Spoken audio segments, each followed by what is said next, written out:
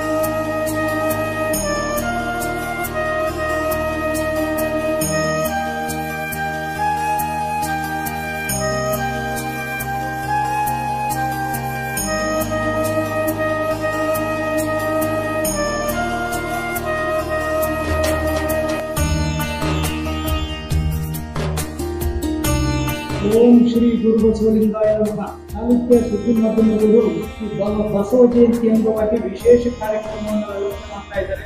ಹಾಗಾಗಿ ಗವಿಮಠದ ಪೀಠಾಧ್ಯಕ್ಷರಾಗಿರ್ತಕ್ಕಂಥ ಚಂದ್ರಶೇಖರ ಮಹಾಸ್ವಾಮಿ ಅವರ ಜೊತೆಯಲ್ಲಿ ನಾನು ಸಂದರ್ಶನಕ್ಕೆ ಕೊಟ್ಟಿದ್ದೇನೆ.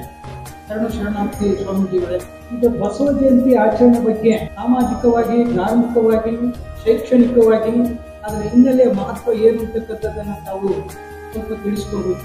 ತಂದೆ ನೀನು, ತಾಯಿ ನೀನು, ಬಂಧು ನೀನು, ಬಳಗ ನೀನು, ಏನೆಗೆ ನೀನಲ್ಲದೆ ಮತ್ತಾರು ಇಲ್ಲವಯ್ಯ ಕೂಡಲ ಸಂಗಮ ದೇವ, ಹಾಲಲ್ಲದ್ದು ನೀರಲ್ಲದ್ದು ನಿಮ್ಮ ಧರ್ಮ. ಬಸವಾದಿ ಶರಣರನ್ನು ಸ್ಮರಿಸ್ಕೊಳ್ತಾ, ಬಸವಣ್ಣನವರ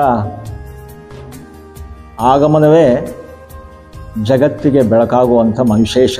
ಬಸವಣ್ಣನವರು ಬಂದಿದ್ದೇನೆ ಕತ್ತಲೆಯನ್ನು ಹೋಗಲಾಡಿಸಿ ದಿವ್ಯ ಜ್ಯೋತಿಯನ್ನು ಬೆಳಗಿಸಿ ಮಾನವರ ಮನದಲ್ಲಿ ತುಂಬಿರುವ ಕತ್ತಲೆಯನ್ನು ಹೋಗಲಾಡಿಸುವಂಥ ಮಹತ್ ಕಾರ್ಯವನ್ನು ಮಾಡಲಿಕ್ಕೆ ಅವರು ಉದಯವಾಯಿತು. ಹೀಗಾಗಿ ಬಸವಣ್ಣನವರ ಅತ್ಯಂತ ಅನಂತವಾದ ಶ್ರೇಷ್ಠವಾದ ಒಂದು ವಚನ ಇವತ್ತು ಪ್ರಸ್ತುತ ನಾವು ಅವಲೋಕನ ಮಾಡಬೇಕಿದೆ. ದಯವೇ ಧರ್ಮದ ಮೂಲವಯ್ಯ, ದಯವೇ ಬೇಕು ಸಕಲ ಪ್ರಾಣಿಗಳೆಲ್ಲರಲ್ಲಿ, ದಯವೇ ಧರ್ಮ ಅಂತಕ್ಕಂಥದ್ದನ್ನು ಇವತ್ತು ನಾವು ವಚನ ಹೇಳೋದು ಮುಖ್ಯ ಅಲ್ಲ, ಆ ವಚನವನ್ನು ಶೈಕ್ಷಣಿಕವಾಗಿ, ರಾಜಕಾರಣವಾಗಿ ಅಥವಾ ಇಡೀ ಮಾನವನ ಎಲ್ಲ ರಂಗದಲ್ಲಿಯೂ ಸಹಿತ ಈ ವಚನವನ್ನು ನಾವು ಅಳವಡಿಸ್ಕೊಳ್ಬೇಕಿದೆ, ಆಚರಿಸ್ಕೋಬೇಕಿದೆ. ಯಾವುದೇ ಧರ್ಮ ತಳಹದಿ, ಯಾವುದೇ ಧರ್ಮಕ್ಕೆ ತಳಹದಿ ಯಾವುದಪ್ಪ ಅಂತ ಹೇಳಿದರೆ ಅದು ದಯೆ. ದಯವೇ ಧರ್ಮದ ಮೂಲ. ಅಂತಲ್ಲದೊಲ್ಲನಯ್ಯ ಅಂತಾರೆ. ದಯೆ ಇಲ್ಲ ಅಂದ್ರೆ ಆ ಧರ್ಮನೇ ಅಲ್ಲ. ಇಂತಹ ವಿಶಿಷ್ಟವಾದ ವ್ಯವಸ್ಥೆಯನ್ನು ಕೊಡಲಿಕ್ಕೆ, ಈ ಸಮಾಜವನ್ನು ಸುಧಾರಿಸಲಿಕ್ಕೆ, ಮೌಢ್ಯಗಳನ್ನು ದೂರ ಮಾಡಲಿಕ್ಕೆ, ಸಮಾನತೆಯನ್ನು ಸಾರಲಿಕ್ಕೆ, ಸರ್ವರ ಹೃದಯದಲ್ಲಿ ಅಡಗಿರುವ ಪರಾತ್ಪರ ವಸ್ತುವನ್ನು ಬೆಳಕನ್ನು ತೋರಿಸಲಿಕ್ಕೆ ಬಂದಂಥ ಮಹಾತ್ಮರು ಬಸವಣ್ಣ. ಹೀಗಾಗಿ ಧಾರ್ಮಿಕವಾಗಿ ಅವರು ಯಾರನ್ನು ವಿರೋಧಿಸಿದವರಲ್ಲ. ಬಸವಣ್ಣನವರಿಗೆ ವಿರೋಧಿಗಳೇ ಇಲ್ಲ. ಸಕಲ ಜೀವಾತ್ಮರಿಗೆ ಲೇಸನೆ ಬಯಸುವ ನಮ್ಮ ಕೂಡಲ ಸಂಗನ ಶರಣರೇ ಕುಲಜರು ಅಂತ ಕರೆದು. ಹುಟ್ಟಿನಿಂದ ಕುಲಜ ಅದಲ್ಲ ಮುಖ್ಯ. ಯಾರು ಸಕಲ ಜೀವಾತ್ಮರಿಗೆ ಲೇಸನ ಬಯಸ್ತಾರೆ ಅವರು ಉತ್ತಮರು, ಅವರು ಕುಲಜರು. ಆ ಧರ್ಮ ಶ್ರೇಷ್ಠವಾದದ್ದು ಅನ್ನೋದು ಇವತ್ತು ನಾವು ನೀವೆಲ್ಲ ಕಂಡುಕೊಳ್ಬೇಕಾಗಿರ್ತಕ್ಕಂಥ ಕಟು ಸತ್ಯ. ಆದ್ದರಿಂದ ಸಕಲ ಜೀವಾತ್ಮರಿಗೆ ಲೇಸನ್ ಬಯಸೋದು ಅಂದರೆ ಹೇಗೆ? ತನ್ನಂತೆ ಪರರ ತಿಳಿದೊಡೆ ಕೈಲಾಸ ಬೆನ್ನಾಳವಕ್ಕೂ ಸರ್ವಜ್ಞ ಅಂತೇಳಿ ಸರ್ವಜ್ಞ. ತನ್ನಂತೆ ಪರರನ್ನು ನೋಡೋದೇ ಅಲ್ಲಿ ಸಕಲ ಜೀವಾತ್ಮಗಳು ಲೇಸನ್ನು ಬಯಸೋದು. ಮಾನವರಾದಿಯಾಗಿ 84 ಲಕ್ಷ ಜೀವರಾಶಿಗಳೇನಿದೆ ಅವುಗಳಲ್ಲಿ ತುಂಬಿ ತುಳುಕ್ತಾ ಇರ್ತಕ್ಕಂಥ ಪರಾತ್ಪರ ವಸ್ತು ಪರಮಾತ್ಮ ದೇವನೊಬ್ಬನ ಮಹಾಲವು. ಯಾರ್ಯಾರು ಯಾವ ಹೆಸರುಗಳಿಂದ ಕರ್ಕೊಳ್ಳಿ ಅದು ಚಿಂತೆ ಇಲ್ಲ, ಆದರೆ ಒಬ್ಬನೇ ದೇವರು ಅನ್ನೋದನ್ನು ಎಲ್ಲರೂ ಒಪ್ಕೊಳ್ತಾರೆ. ಹೀಗಾಗಿ ಒಬ್ಬ ದೇವರನ್ನು ಒಪ್ಕೊಂಡಂಥ ಎಲ್ಲರೂ ಅಲ್ಲಿ ಸಕಲ ಜೀವಾತ್ಮರಿಗೆ ಲೇಸನ್ನು ಬಯಸಬೇಕು ಅಂದರೆ ಮಾನವರಾದಿಯಾಗಿ ಏನು 84 ಲಕ್ಷ ಜೀವರಾಶಿಗಳಿಗೆ ಒಳಿತನ್ನು ಮಾಡಬೇಕಿದೆ. ಹಿಂಸೆಯಿಂದ ದೂರ ಇರಬೇಕಾಗಿದೆ. ನಮ್ಮ ಕೈಲಾದಷ್ಟು ಸೇವೆಯನ್ನು ಸಲ್ಲಿಸಬೇಕಿದೆ. ದಾಸೋಹ ನಮಗೆ ಬಹಳ ಮುಖ್ಯ. ದಾಸೋಹ ಅಂದರೆ ಕೇವಲ ಪ್ರಸಾದ ನೀಡುವುದು ಅಷ್ಟೇ ದಾಸೋಹ ಅಲ್ಲ. ದಾಸೋಹ ಅಂಥೇಳಿ ಕಿಂಕರ ಭಾವದಿಂದ ಎಲ್ಲ ರೀತಿಯಿಂದಲೂ ಸಹಿತ ಜೀವರಾಶಿಗಳಲ್ಲಿ ಆ ಪರಾತ್ಪರ ವಸ್ತುವನ್ನು ನೋಡಿ ಸೇವೆ ಸಲ್ಲಿಸ್ತಕ್ಕಂಥದ್ದನ್ನು ದಾಸೋಹ ಅಂತ ಕರೀತಾರೆ. ಈಗ ದಿನಮಾನಸದಲ್ಲಿ ನೂರಾರು ಜಾತಿಗಳನ್ನ ಉಲ್ಲೇಖ ಆಗಿರ್ತಕ್ಕಂಥದ್ದನ್ನು ನೋಡ್ತಾ ಇದ್ದೀವಿ. ಆದರೆ 12ನೇ ಶತಮಾನದಲ್ಲಿ ಬಂದಂತಹ ನಮ್ಮ ಬಸವಣ್ಣನವರು ಜಾತಿಗೆ ಸಂಪೂರ್ಣವಾಗಿರ್ತಕ್ಕಂತಹ ಪೂರ್ಣ ವಿರಾಮವನ್ನು ಕೊಡಬೇಕಿದ್ದ ಜಾತಿ ಮಾನವ ಜಾತಿ ಒಂದೇ, ಅದರಲ್ಲಿ ಗಂಡು ಮತ್ತು ಹೆಣ್ಣು ಅಂತಕ್ಕಂಥದ್ದನ್ನ ಬಹಳ ಉತ್ತಮವಾದ ರೀತಿಯಲ್ಲಿ ಹೇಳ್ತಾ ಬಂದರು. ಅದರ ಬಗ್ಗೆ ತಮ್ಮ ಅಭಿಪ್ರಾಯ ಏನು? ಬಸವಣ್ಣನವರು ಸಹಜವಾಗಿ ಜಾತಿ ವಿರೋಧಿಗಳೇ. ಜಾತಿಯನ್ನು ಯಾವ ಕಾರಣಕ್ಕೂ ಸಹಿತ ನಾವು ಬಳಸಬಾರ್ದು, ಆ ಜಾತಿ ಪದದ ದೂರ ಆಗಬೇಕು ಅಂತಲೇ ಸಕಲ ಜೀವಾತ್ಮರಿಗೆ ಲೇಸನ್ನು ಬಯಸುವವರು ಕುಲಜರು ಅಂತ ಹೇಳಿದರು. ಹಂಗನ್ನೋದಾದ್ರೆ ಜಾತಿ ಹಿಡಿದಿಲ್ಲ ಅವರು ಬಸವಣ್ಣನವರು. ಮಾನವ ಕುಲ ಅದರಲ್ಲೂ ಸಹಿತ ಹೆಣ್ಣು ಗಂಡು ಅಂತ ಒಂದು ಚಿಂತನೆ ಮಾಡಿದರೂ ಸಹಿತ ಅದಕ್ಕೂ ಮೀರಿದ ಮಾತುಗಳನ್ನು ಹೇಳ್ತಾರೆ. ನಡುವೆ ಸುಳಿಯುವ ಆತ್ಮ ಹೆಣ್ಣು ಅಲ್ಲ ಗಂಡು ಅಲ್ಲ ಅಂತಾರೆ. ಹೀಗಾಗಿ ಅಷ್ಟು ಅತ್ಯಂತ ಮೇಲೆತ್ತರಕ್ಕೆ ಒಯ್ದಂಥ ಬಸವಾದಿ ಶರಣರು ಯಾವ ಕಾರಣಕ್ಕೂ ಯಾವತ್ತೂ ಜಾತಿಯ ವಿರೋಧಿಗಳೇ ವಿನಃ ಜಾತಿಯ ಪದವನ್ನು ಬಳಸಿಲ್ಲ. ಜಾತಿಯನ್ನು ಯಾವುದೇ ಕಾರಣಕ್ಕೂ ಅವರು ಮಾತನಾಡಿದವರಲ್ಲ. ಇವತ್ತಿನ ಪ್ರಸ್ತುತ ದಿನಮಾನಗಳಲ್ಲಿ ಜಾತಿ ಹಿಡಿದು ಜ್ಯೋತಿಯನ್ನು ಮರೆತಿದ್ದಾರೆ. ಅದೊಂದು ದೊಡ್ಡ ದುರಂತ. ಜಾತಿ ಹಿಡಿತಾರೆ, ಅದರೊಳಗಿರುವಂಥ ಜಾತಿಲಿ ಇರುವಂಥ ಅನಿಷ್ಟಗಳನ್ನು ದೂರ ಮಾಡಿ ಬಸವಣ್ಣವರು ಜ್ಯೋತಿ ಹಚ್ಚಿದರು. ಜಾತಿ ಪದ್ಧತಿಯನ್ನು ದೂರ ಮಾಡಿ ಜ್ಯೋತಿ ಹಚ್ಚಿ ಅಲ್ಲಿ ಚಿತ್ ಬೆಳಕನ್ನು ತೋರಿಸಿದ್ರು. ಆ ಕಡೆ ಮುಖ ಮಾಡಿದ್ರೆ ಯಾರಿಗೂ ಯಾವುದೇ ಕಾರಣಕ್ಕೂ ಜಾತಿಯ ಒಂದು ಸನ್ನಿವೇಶ ಬರೋದಿಲ್ಲ. ಜ್ಯೋತಿ ಮುಖ್ಯ, ಅಲ್ಲಿ ಅರಿವು ಮುಖ್ಯ. ಹುಟ್ಟು ಸಹ ಯಾರೂ ಸಹಿತ ಹುಟ್ಟು ಸಹ ದೊಡ್ಡವರಲ್ಲ. ಏಕೆಂದರೆ ಹೊಲೆಗಂಡಲ್ಲದೆ ಪಿಂಡಕ್ಕೆ ನನಗೆ ಆಶ್ರಯವಿಲ್ಲ, ಕರ್ಣದಲ್ಲಿ ಜನಿಸಿದವರು ಉಂಟೆ ಅಂತಾರೆ. ಎಲ್ಲ ಉದಯವಾಗಿದ್ದು ಬಂದಿದ್ದು ಆ ಒಂದು ಇದರಲ್ಲೇ ತಾಯಿಯ ಗರ್ಭದಿಂದಲೇ. ಅಲ್ಲಿ ಮಾಸು ಇದೆ, ಅಲ್ಲಿ ಹೊಲೆ ಇದೆ, ಅಲ್ಲಿಂದಲೇ ಎಲ್ಲ ಬಂದ ಬಳಿಕ ನೀವ್ಯಾಕೆ ಒಬ್ಬನು ಶ್ರೇಷ್ಠ ಜಾತಿ ಒಬ್ಬ ಕನಿಷ್ಠ ಜಾತಿ ಅಂತ ಯಾಕೆ ಹೇಳ್ತೀರಾ?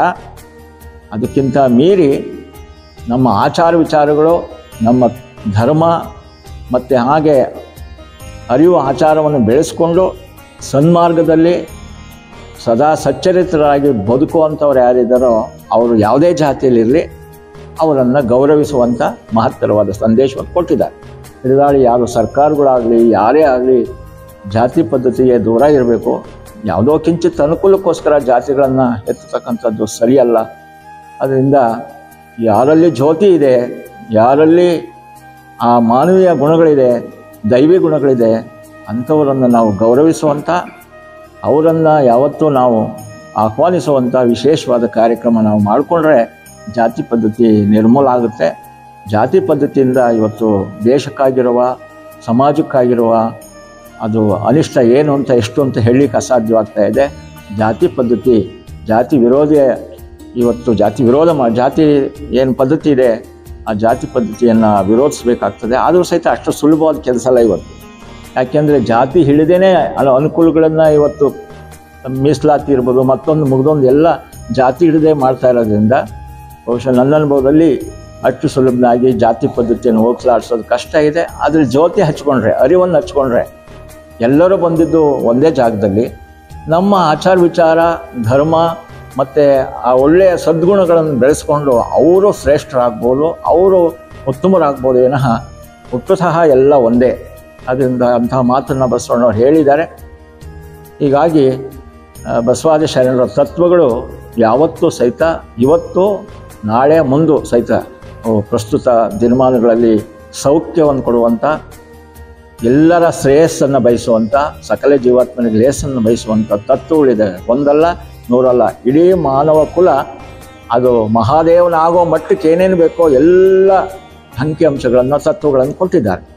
ಉಡ ಕಲಿಸಿದ ಬಸವಣ್ಣ, ಗುಣ ಕಲಿಸಿದ ಬಸವಣ್ಣ, ನಡೆ ಕಲಿಸಿದ ಬಸವಣ್ಣ, ನುಡಿ ಕಲಿಸಿದ ಬಸವಣ್ಣ, ಇಂಥ ಎಲ್ಲ ಸಮಗ್ರ ಚಿಂತನೆಯನ್ನು ಮಾಡಿಕೊಟ್ಟು ಮಾನವ ಮಹಾದೇವನಾಗಿ ಬೆಳಗಬೇಕು, ಮಹಾದೇವನಲ್ಲಿ ಒಂದಾಗಬೇಕು. ಅದೇ ಪರಮ ಸುಖ ಅಂತಕ್ಕಂಥದ್ದನ್ನು ತೋರಿಸಿ ಜಾತಿ ಪದ್ಧತಿ, ಅನಿಷ್ಟ, ಯಾವ್ಯಾವ ಮೂಢನಂಬಿಕೆಗಳಿರ್ಬೋದು, ಯಾವ್ಯಾವ ಅನಿಷ್ಟ ಪದ್ಧತಿಗಳು, ಜೀವ ಹಿಂಡುವಂಥ ಯಾವ್ಯಾವ ಕೆಲಸಗಳಿದ್ದೋ, ಯಾವ್ಯಾವ ಆಚರಣೆಗಳಿದ್ದೋ ಅವನ್ನೆಲ್ಲ ದೂರ ಮಾಡಿ ಜೀವ ನಲಿಯುವಂಥ ಕೆಲಸವನ್ನು ಮಾಡಿ.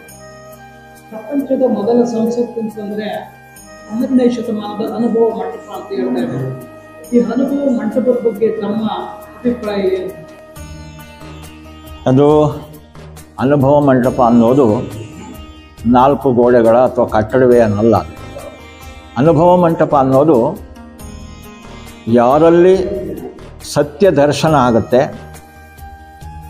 ಯಾರಲ್ಲಿ ತತ್ವ ದರ್ಶನ ಆಗುತ್ತೆ, ಯಾರು ದಾರ್ಶನಿಕರಿರ್ತಾರೆ ಅವರ ದೇಹವೆಲ್ಲ ಅನುಭವ ಮಂಟಪನೇ, ಅವರ ನಡೆನುಡಿಗಳೆಲ್ಲ ತತ್ವಗಳೇ.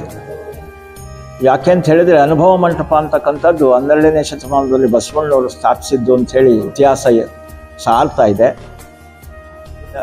ಅನುಭವ ಮಂಟಪ ಸಹಜವಾಗಿ ಎಲ್ಲರಿಗೂ ಬೇಕಾಗಿದ್ದು ಅಂತ. ಅವತ್ತಿನ ದಿನಮಾನಗಳಲ್ಲಿ ಏನೇನೋ ಸಂಶಯಗಳಿರ್ಬೋದು, ಸಮಸ್ಯೆಗಳಿರ್ಬೋದು, ಅನೇಕ ಅರಿವಿನ ಆಚಾರಗಳಿರ್ಬೋದು, ಅಥವಾ ಮಾನವ ಯಾರು, ನಾನು ಯಾರು ಅಂತ ತಿಳ್ಕೊಳ್ಳೋ ವಿಷಯ ಇರ್ಬೋದು.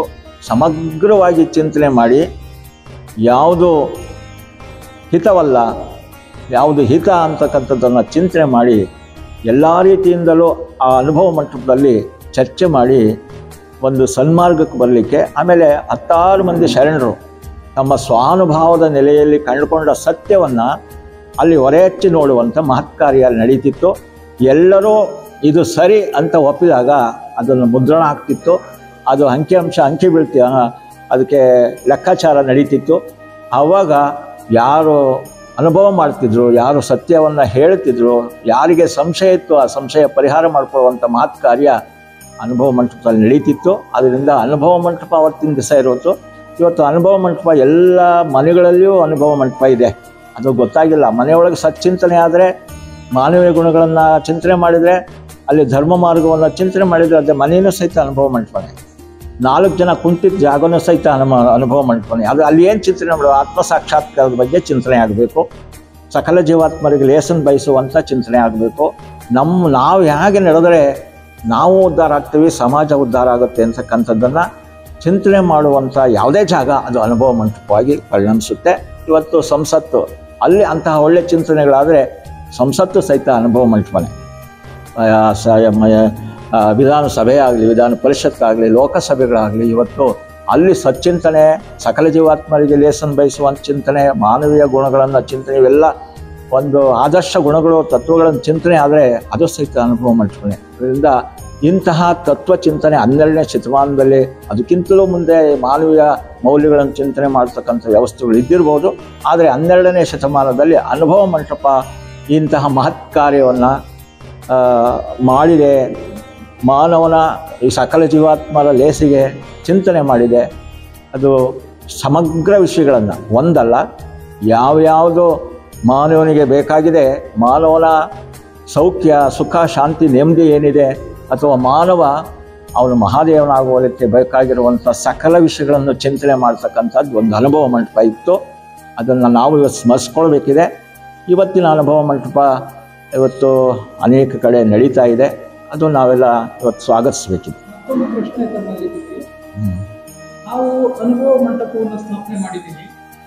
ನಾವು ಸ್ಥಾಪನೆ ಮಾಡಿರ್ತಕ್ಕಂತಹ ಅನುಭವ ಮಂಟಪಕ್ಕೂ 12ನೇ ಶತಮಾನದಲ್ಲಿ ಬಸವಾದಿ ಪ್ರಮುಖರು ಸ್ಥಾಪನೆ ಮಾಡಿರ್ತಕ್ಕಂಥ ಅನುಭವ ಮಟ್ಟ ಗೊತ್ತಿಲ್ಲ.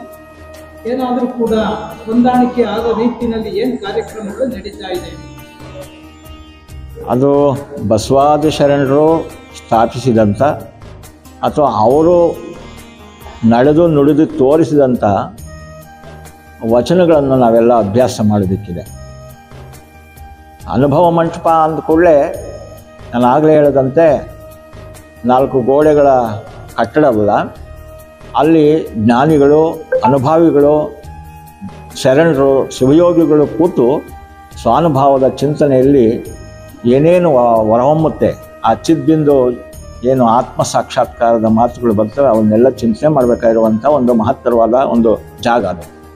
ನಾವು ಸ್ಥಾಪನೆ ಮಾಡಿದ್ದು ಅಂತ ಅನ್ನೋದಕ್ಕಿಂತಲೂ ಸಕಲ ಸದ್ಭಕ್ತರ ಶರಣರ ಆಶಯದಂತೆ ಶರಣರು ಏನು ನಡೆದು ನುಡಿದು ತೋರಿಸ್ಬಿಟ್ಟು ಹೋಗಿದ್ರು ವಚನ ಸಾಹಿತ್ಯ ಏನಿತ್ತು ಆ ಬಗ್ಗೆ ಚಿಂತನೆ ಮಾಡಿ, ಅದೇ ರೀತಿಯಾಗಿ ಬಸವಾದಿ ಶರಣರು ಏನು ಕೂತ್ಕೊಂಡು ಅನುಭಾವಿಗಳು ಸೇರಿಕೊಂಡು ಎಲ್ಲ ಶರಣರು ಜ್ಞಾನಿಗಳು ಕುಂತ್ಕೊಂಡು ಚಿಂತನೆ ಮಾಡ್ತಿದ್ರು, ಅದೇ ಮಾರ್ಗವನ್ನೇ ನಾವು ಅನುಸರಿಸಿ ಅನೇಕ ವಿದ್ವಾಂಸಗಳು, ಅನೇಕ ಶಿವಯೋಗಿಗಳು, ಶರಣರು, ಎಲ್ಲ ಭಕ್ತಾದಿಗಳು ಸೇರಿಕೊಂಡು ಇವತ್ತಿನ ಪ್ರಸ್ತುತ ದಿನಮಾನಗಳಲ್ಲಿ ನಾವು ಹೇಗೆ ಈ ವಚನಕ್ಕೆ ಸಾಕ್ಷಿಯಾಗಿ ನಡೀಬೇಕು ಅಥವಾ ವಚನಗಳು ನಮಗೆಷ್ಟು ಸಾಧ್ಯ ಆಗುತ್ತಾ ಇದೆ, ಇವತ್ತು ಎಷ್ಟು ಸಾಧ್ಯ ಆಗ್ತಿಲ್ಲ, ಈ ಬಗ್ಗೆ ಸಮಗ್ರವಾಗಿ ಚಿಂತನೆ ಮಾಡಿ ಪ್ರಸ್ತುತ ದಿನಮಾನಗಳಲ್ಲಿ ನಾವು ಸಹಿತ ಏನ್ರಿ ಯಾವ ರೀತಿ ನಡೆದರೆ ನಮ್ಮೋದ್ಧಾರ ಲೋಕೋದ್ಧಾರ ಆಗುತ್ತೆ ಅಂತಕ್ಕಂಥ ಬಗ್ಗೆ ಚಿಂತನೆ ಮಾಡುವಂಥ ಮಹತ್ ಕಾರ್ಯವನ್ನು ಅಲ್ಲಿ ನಡೀತಾ ಇದೆ.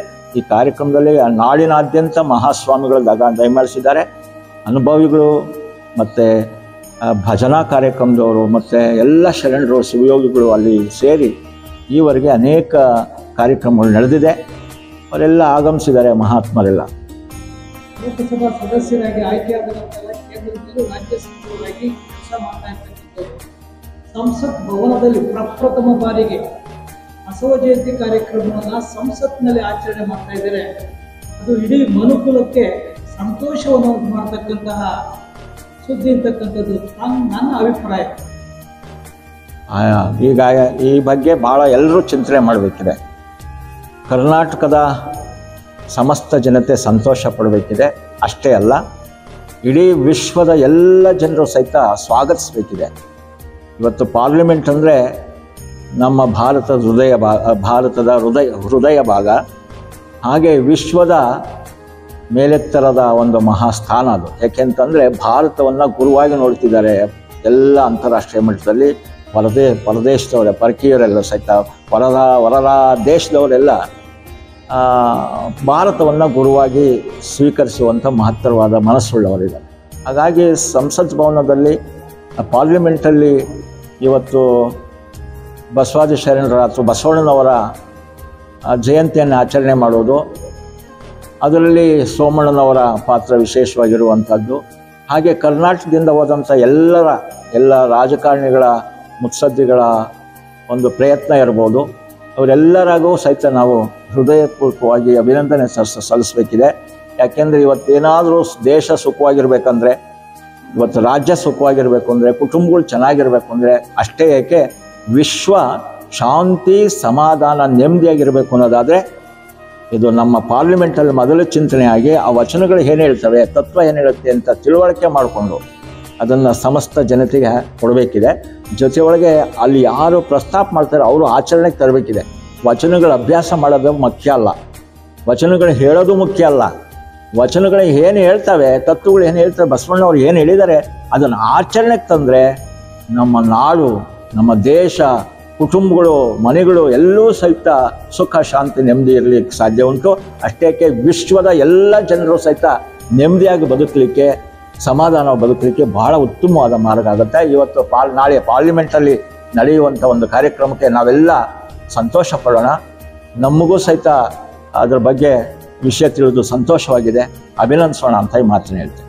ಪ್ರಸ್ತುತ ಸಮಾಜದ ಓರೆಕೋರೆಗಳನ್ನು ತಿದ್ದುತಕ್ಕಂಥ ಸಂದರ್ಭದಲ್ಲಿ ಶಿವಕುಮಾರ ಮಹಾಸ್ವಾಮೀಜಿಯವರು ಒಂದು ಮಾತನ್ನು ಹೇಳ್ತಾ ಇದ್ರು, go back to Basava, go back to Basava ಅಂತೇಳಿ. ಆ ಗೋ ಬ್ಯಾಕ್ ಟು ಬಸವ ಅನ್ನೋದರ ಮೂಲ ತತ್ವ ಏನಿದೆ ಅಂತಕ್ಕಂಥದ್ದನ್ನ ನಮ್ಮ ಬಾಯಿಂದ ನಾನು ಕೇಳಿಸ್ಕೊಳ್ತಾ ಇದ್ದೀನಿ. ಹೌದೌದು, ಪರಮ ಪೂಜ್ಯ ಡಾಕ್ಟರ್ ಶಿವಕುಮಾರ ಮಹಾಸ್ವಾಮಿಗಳವರು ಬಸವಣ್ಣನವರ ತತ್ವಗಳನ್ನು ಚೆನ್ನಾಗಿ ಬಲ್ಲವರಿದ್ದರು. ಅದರಿಂದ ಆಗುವ ಬಸವಣ್ಣನವರ ತತ್ವಗಳಿಂದ ಆಗುವ ವಚನಗಳಿಂದ ಆಗುವ ಮಹತ್ ಕಾರ್ಯ, ವಿಶ್ವಕ್ಕೆ ಶಾಂತಿ, ದೇಶಕ್ಕೆ ಶಾಂತಿ, ಸಮಾಧಾನ ಎಲ್ಲವನ್ನೂ ಬಲ್ಲಂಥ ಮಹಾಶಿವಯೋಗಿಗಳು ತಾವು ಆ ವಚನಕ್ಕೆ ಸಾಕ್ಷಿಯಾಗಿ ಆಚರಣೆಗೆ ತಂದರು. ಅದನ್ನು ಮಾನವರೆಲ್ಲರಿಗೂ ಸಹಿತ ಹೇಳ್ತಾ ಬಂದರು. ಯಾರ್ಯಾರು ಎಷ್ಟೆಷ್ಟು ಮಟ್ಟಿಗೆ ಆಚರಣೆ ಮಾಡೋರು ಅಷ್ಟಷ್ಟು ಮಟ್ಟಿಗೆ ಸುಖ ಕಂಡವ್ರೆ. ಆದರೆ ಪರಮ ಪೂಜ್ಯ ಸ್ವಾಮೀಜಿಯವರು ಅವರು ಒಂದು ರೀತಿಯಾಗಿ ಇವತ್ತು ನಾವು ಬಸವಣ್ಣನನ್ನು ನೋಡೋಕ್ಕಾಗಿಲ್ಲ, ಅಥವಾ ಇಂದು ನೋಡಿದವರು ಯಾರೋ ಗೊತ್ತಿಲ್ಲ. ಆದರೆ ನಾವು ಶಿವಕುಮಾರ ಮಹಾಸ್ವಾಮಿಗಳು ನೋಡುವ ಹಿನ್ನೆಲೆ ಒಳಗೆ ಒಬ್ಬ ಇವತ್ತಿನ ದಿನಮಾನಗಳ ಮಹಾಶಿವಯೋಗಿ ಬಸವಣ್ಣನವರು ಅಂಥೇಳಿ ಶಿವಕುಮಾರ ಸ್ವಾಮಿಗಳವರು ಅವರನ್ನು ನೋಡಿದರೆ ಬಸವಣ್ಣನವ್ರನ್ನ ನೋಡಿದಂತೆ ಆಗುವಂಥ ಮಹತ್ ಕಾರ್ಯ ಇದಾಗಿದೆ ಅಂತಕ್ಕಂಥ ಮಾತನ್ನು ಹೇಳ್ತಾ, ಬಸವಾದಿ ಶರಣರು ಕೊಟ್ಟಂಥ ಕೊಡುಗೆ ಜಗತ್ತಿಗೆ, ವಿಶ್ವಕ್ಕೆ ಶಾಂತಿ ಕೊಡೋದ್ರ ಹಿನ್ನೆಲೆಯೊಳಗೆ ಶಿವಕುಮಾರ ಮಹಾಸ್ವಾಮಿಗಳವರು ಮಹತ್ತರವಾದ ಪ್ರಯತ್ನ ಮಾಡಿದರು. ಗ್ರಾಮಗಳಲ್ಲಿ ಬೆಳಗ್ಗೆ 10 ಗಂಟೆಗೆ ದಯಮಾಡಿಸಿ ರಾತ್ರಿ ಬೆಳಗಿನ ಜಾವ 3 ಗಂಟೆ ತನಕ ಬಸವೇಶ್ವರ ನಾಟಕ ಆಡಿಸಿ ಪ್ರಸ್ತುತ ಸಮಾರಂಭ ಮಾಡಿ ಸರ್ವರಿಗೂ ಸಹಿತ ಬಸವಾದಿ ಶರಣರ ತತ್ವಗಳನ್ನು ಕೊಟ್ಟಂಥ ಮಹಾಯೋಗಿಗಳು ಶಿವಕುಮಾರ ಮಹಾಸ್ವಾಮಿಗಳು. ಅದರಿಂದ ಅವರು ಕಂಡುಕೊಂಡಂಥ ಸತ್ಯ ನಿಜವಾಗ್ಲೂ ಇವತ್ತು ಲೋಕಕ್ಕೆಲ್ಲ ಬೇಕಾಗಿದೆ ಅಂತ ನನ್ನ ಮಾತು ಹೇಳಿದೆ.